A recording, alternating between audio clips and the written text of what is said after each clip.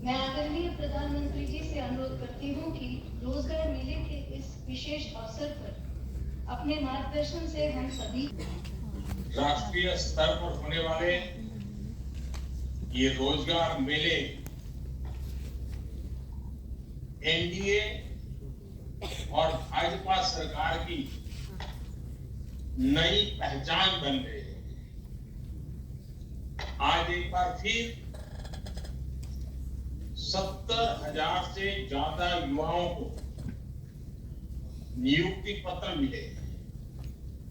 मुझे खुशी है कि बीजेपी के शासन वाली राज्य सरकारें भी, सभी बीजेपी के स्टेट में भी लगातार इस तरह के रोजगार मेले आयोजित कर रहे हैं। जो लोग इस समय सरकारी नौकरी में आ रहे हैं, उनके लिए ये बहुत महत्वपूर्ण समय है। आजादी का अमृत काल अभी शुरू ही हुआ। आपके सामने अगले 25 वर्षों भारत को विकसित राष्ट्र बनाने का लक्ष्य है। आपको वर्तमान के साथ ही देश के उज्जवल भविष्य के लिए भी जी जान से जुट जाना है। मैं आज नियुक्ति पत्र पाने वाले सभी युवाओं को और उनके परिवारजनों को बहुत बहुत बधाई और बहुत शुभकामनाएं देता हूं। साथियों, आज भारत में प्राइवेट और पब्लिक सेक्टर दोनों में नौकरियों के निरंतर नए मौके बन रहे हैं। बहुत बड़ी संख्या में हमारे नौजवान स्वरोजगार के लिए भी आगे आ रहे हैं। बिना गारंटी बैंक से मदद दिलाने वाली मुद्रा योजना ने करोड़ों युवाओं की मदद की। Startup India, stand up India जैसे अभियानों से युवाओं का सामर्थ्य और ज्यादा बढ़ा।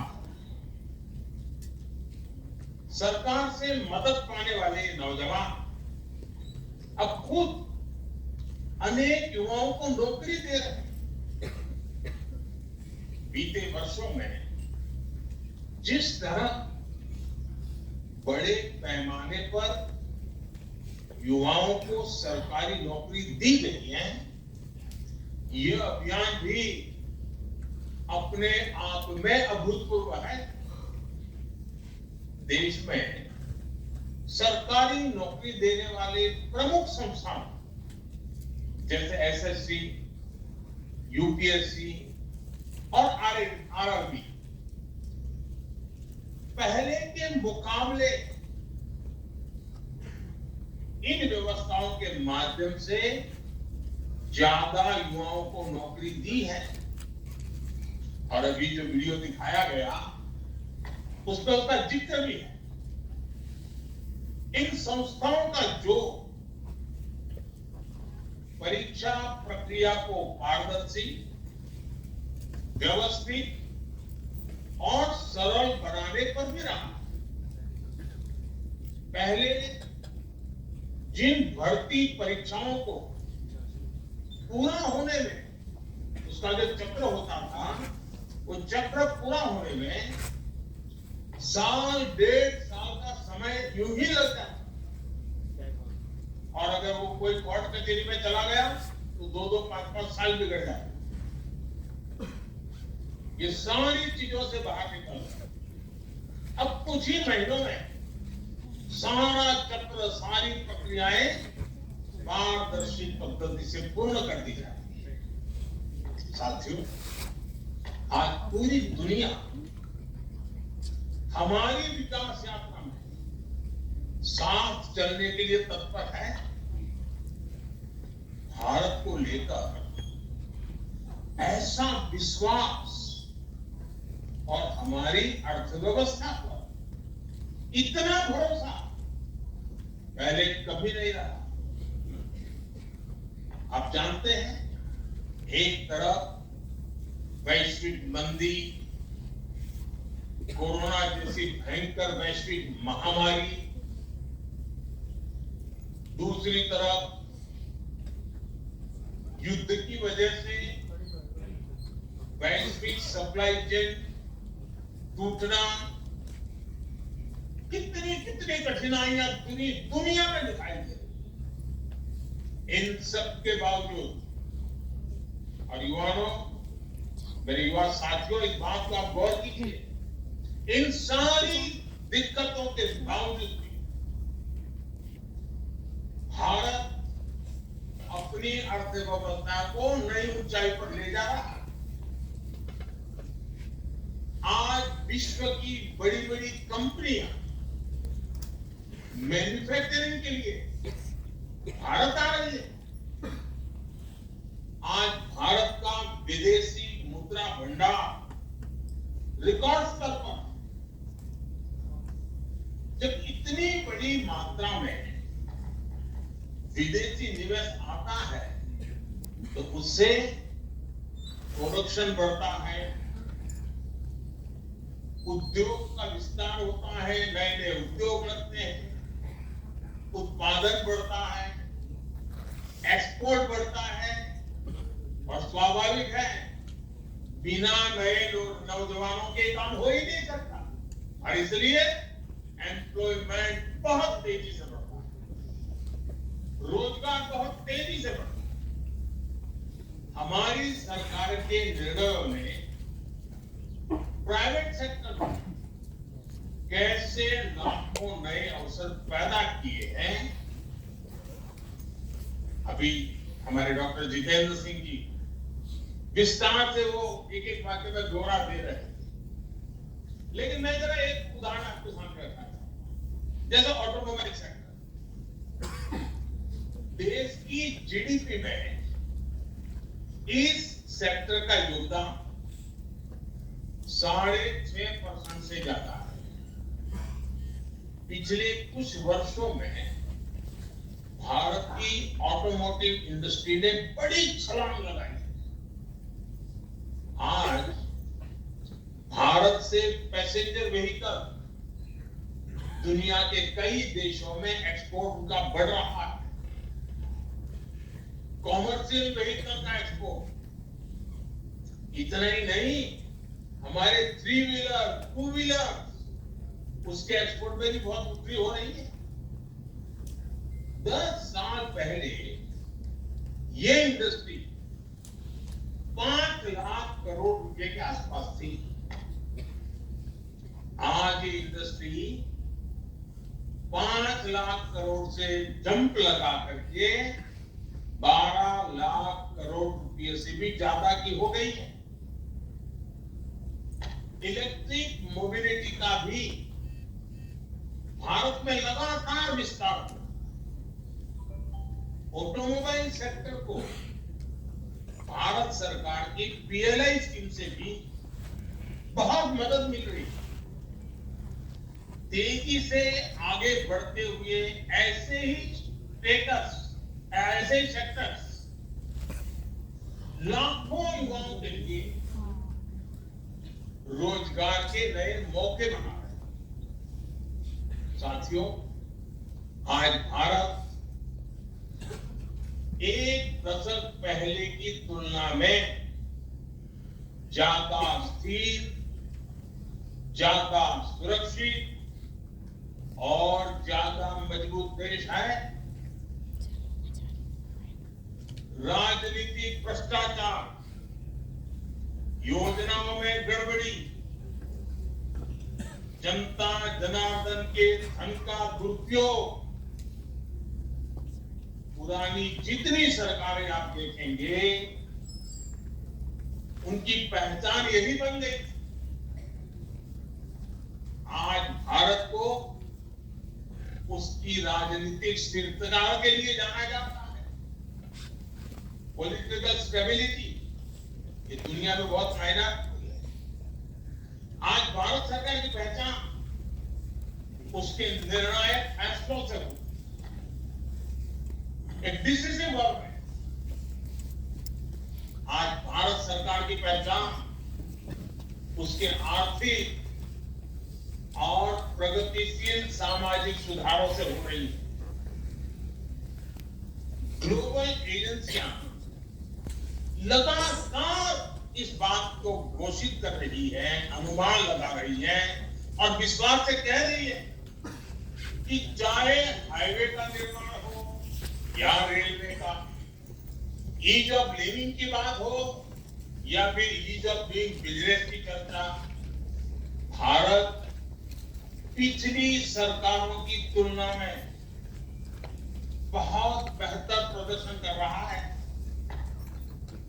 बीते वर्षों में भारत ने अपने फिजिकल इंफ्रास्ट्रक्चर और अपने सोशल इंफ्रास्ट्रक्चर लाखों करोड़ रुपए का निवेश किया। लाखों करोड़ रुपए के इस निवेश ने भी रोजगार के करोड़ों अवसर बनाए। अब जैसे सोशल इंफ्रास्ट्रक्चर का मैं एक उदाहरण देता हूं, जो हमारे सामाजिक जीवन से जुड़ा हुआ विषय है, और वो है पानी। अब उसके लिए हमने चलाया है जल जीवन मिशन। ये जल जीवन मिशन, उसके पीछे अब तक करीब करीब 4 लाख करोड़ रुपए खर्च हो चुके हैं। 4 लाख करोड़ रुपए खर्च हो रहे हैं। जब ये मिशन शुरू हुआ था तो ग्रामीण इलाकों में हर 100 में से, यानी 100 घर गांव में है तो सिर्फ 15 घर ही थे जहां पाइप से पानी आता था। ये मैं एवरेज बता रहा हूं। 100 घर में से 15 घर में पाइप से पानी आता था। आज जल जीवन मिशन की वजह से हर 100 में से 62 घरों में पाइप से पानी आने लगा है और अभी भी तेज गति से काम चल रहा है। आज देश के 130 जिले ऐसे हैं, ये छोटा क्षेत्र नहीं है, 130 जिले ऐसे हैं जहां के हर गांव में, हर घर में नल से जल आता है। और साथियों, जिन घरों में अब साफ पानी पहुंच रहा है वहां लोगों का समय भी बचा है, लेकिन इससे ज्यादा महत्वपूर्ण जो लाभ हो रहा है वो गंभीर बीमारियों से भी बचेंगे। पीने का शुद्ध पानी आरोग्य के लिए बहुत बड़ी औषधि बन जाता है। एक स्टडी में सामने आया है कि जब हर घर पाइप से पानी पहुंचने लगा तो डायरिया से होने वाली 4 लाख मौत होने से बच गई। 4 लाख जिंदगियां बच गई। यानी जल जीवन मिशन 4 लाख लोगों का जीवन बचाएगा। ये स्टडी ये भी कहती है कि हर घर जल पहुंचने से देश के गरीबों के 8 लाख करोड़ रुपए से अधिक बचने वाले, यानी गरीब के घर में पैसा बचने वाला, मध्यम वर्ग के परिवार का पैसा बचने वाला, ये पैसे वो पानी का इंतजाम करने में, पानी से होने वाली बीमारियों के इलाज में खर्च करना पड़ता था उनको। जल जीवन का एक और बड़ा लाभ ये भी होगा कि इससे महिलाओं का बहुत सारा समय भी बचेगा। इस रोजगार मेले में नौकरी पाने वाले आप सभी समझ सकते हैं कि सरकार की एक एक योजना का कितना बड़ा मल्टीप्लायर इफेक्ट होता है। जल जीवन मिशन का उदाहरण आपके सामने मैंने रखा। ऐसे ही आप जब अब सरकारी व्यवस्था में आए हैं तो सरकार की हर योजना अपने विभाग के हर लक्ष्य को तेजी से प्राप्त करने के लिए पूरी मेहनत करेंगे, ये मेरा आपसे भरोसा भी है, अपेक्षा भी है। साथियों, देश में चल रहा ये रोजगार अभियान पारदर्शिता और सुशासन, गुड गवर्नेंस दोनों का ही प्रमाण। हम सभी ने देखा है कि कैसे हमारे देश में परिवारवादी पॉलिटिकल पार्टियों ने हर व्यवस्था में भाई भतीजावाद को बढ़ावा दिया। जब सरकारी नौकरी की बात आती थी तो उसमें ये परिवारवादी पार्टियां भाई भतीजावाद, सिफारिश और भ्रष्टाचार को ही बढ़ावा देती थी। इन परिवारवादी पार्टियों ने देश के करोड़ों युवाओं के साथ विश्वासघात किया। 2014 हमारी सरकार बनने के बाद अब भर्ती परीक्षाओं में पारदर्शिता भी आई है और भाई भतीजावाद भी खत्म हो रहा है। केंद्र सरकार ने ग्रुप सी और ग्रुप डी की भर्ती में इंटरव्यू समाप्त होने का लाभ लाखों युवाओं को हुआ है। एक तरफ हमारी सरकार के ये ईमानदार प्रयास है तो दूसरी तरफ, और ये बात मैं चाहता हूं मेरे नौजवान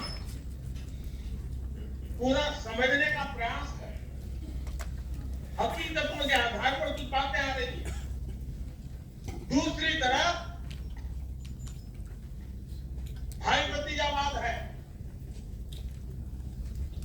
अभी आपने एक दो दिन पहले मीडिया में आई रिपोर्ट देखी होगी, अखबारों में, टीवी पे काफी कुछ देखने को मिला। एक राज्य की उसमें चर्चा है और चर्चा क्या है? एक राज्य में कैश फॉर जॉब के घोटाले की जांच में जो बातें बाहर निकल के आई हैं वो मेरे देश के नौजवानों के लिए बहुत बड़ा चिंता का विषय लेके आई। उस राज्य का क्या पद्धति है, क्या बात उभर करके आई है? नौकरी सरकारी चाहिए तो हर पद के लिए, जैसे होटल में आप खाना खाए जाए और रेट कार्ड होता है ना, हर पद के लिए रेट कार्ड है। रेट कार्ड बताया गया और रेट कार्ड में कैसा है? छोटे छोटे गरीबों को लुटाया जा रहा। अगर आप सफाई कर्मी की नौकरी चाहिए तो उसके लिए आपको ये रेट रहेगा, भ्रष्टाचार में इतना देना पड़ेगा। अगर आपको ड्राइवर की नौकरी चाहिए तो ड्राइवर की नौकरी के लिए ये रेट रहेगा। अगर आपको क्लर्क की नौकरी चाहिए, टीचर की नौकरी चाहिए, नर्स की नौकरी चाहिए, तो आपको ये रेट रहेगा। अब सोचिए, हर पद के लिए उस राज्य में रेट कार्ड चला करता है।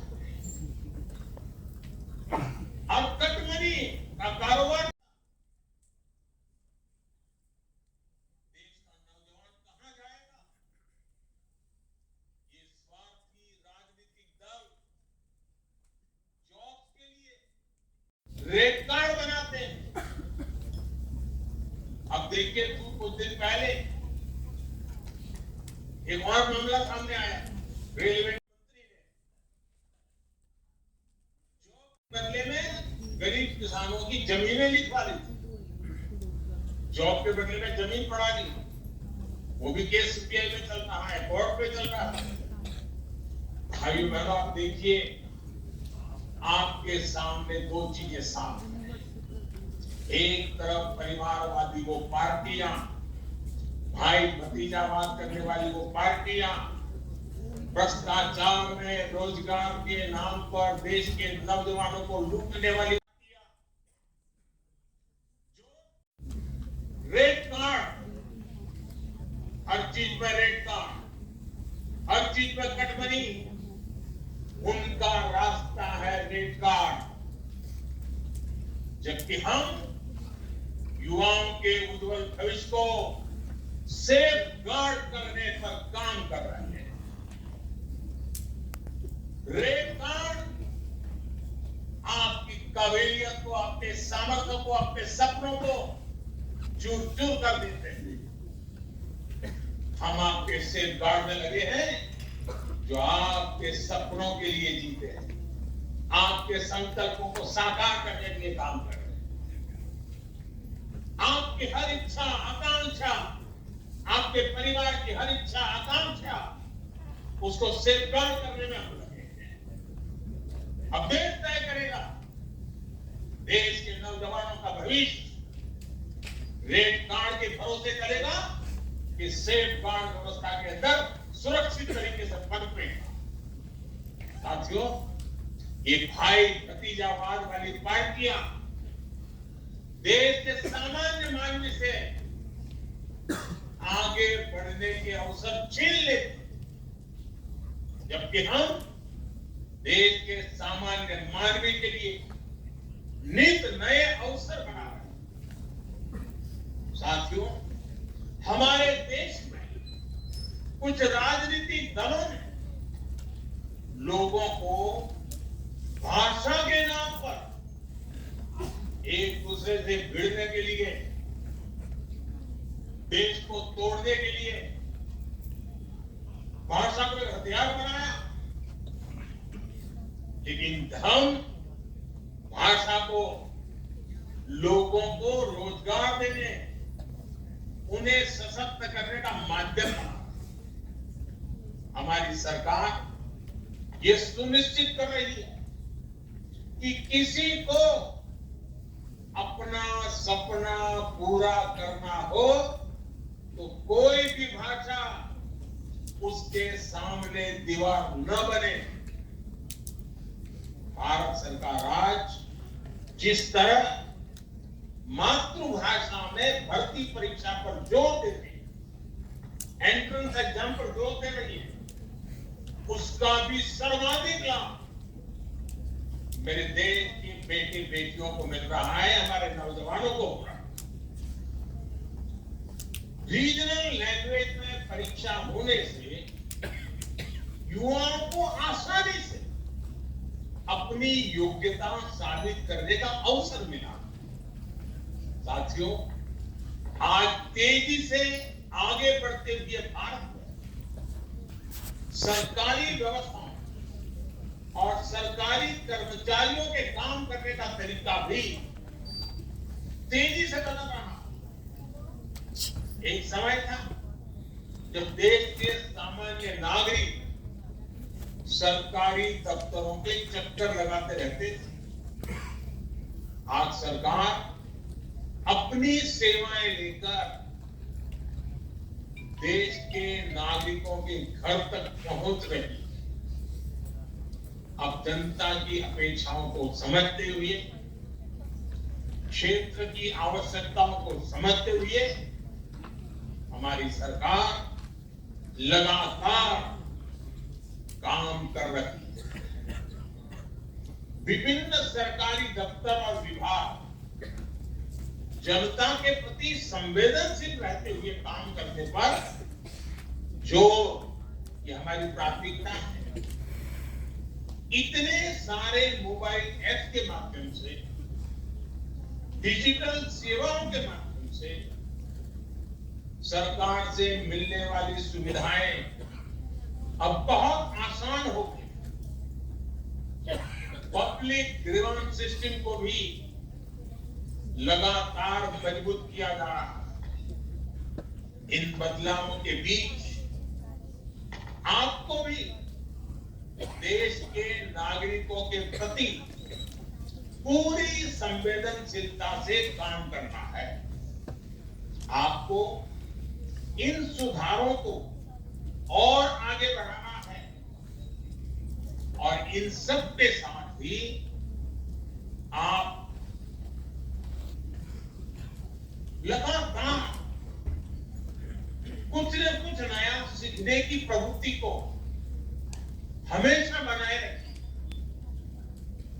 सरकार में प्रवेश ये जिंदगी का आखिरी मुकाम नहीं हो सकता।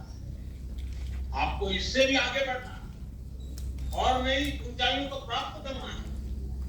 आपके जीवन के नए सपने, नए संकल्प, नया सामर्थ्य उभर करके आना चाहिए और इसके लिए सरकार ने ऑनलाइन पोर्टल, ये ऑनलाइन पोर्टल जो है आई कोड के माध्यम से नई सुविधा बनाई।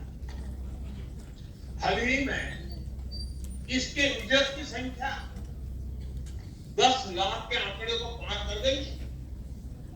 इस ऑनलाइन पोर्टल पर उपलब्ध कोर्सेज का पूरा फायदा उठाएं। आपको नौकरी में बहुत काम आए, आपको प्रगति करने के लिए नए रास्ते खुल जाए। और मैं दोस्तों आपको यहां से आगे देखना चाहता हूं। आप भी आगे बढ़े, ये क्या हो? ये 25 साल मेरे लिए आपकी प्रगति का भी है और हम सब के लिए देश की प्रगति का। आइए अमृत काल के अगले 25 वर्षों की यात्रा हम कंधे से कंधा मिलाकर मिलकर के विकसित भारत के संकल्प को साकार करने की दिशा में तेज गति से चल पड़े, आगे बढ़े। मैं एक बार फिर आपको और आपके परिवार को बहुत बहुत बधाई देता हूं। बहुत बहुत धन्यवाद।